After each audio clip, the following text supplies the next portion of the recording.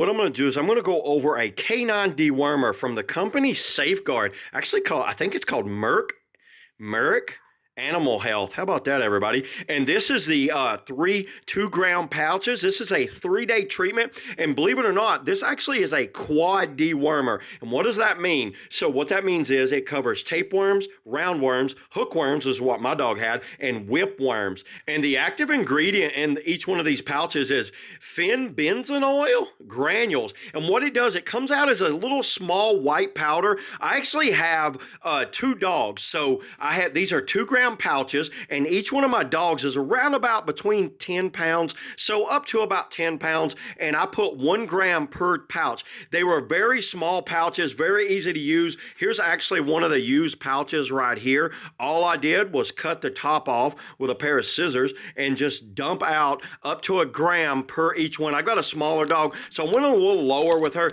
but she had no problems eating it. I mixed it in with her food, and she is over 6 weeks old. By the way, you want to have your dogs up to 6 weeks and older. She's about 8 months old, and she's up to around about 20 pounds. So each pouch treats 20 pounds.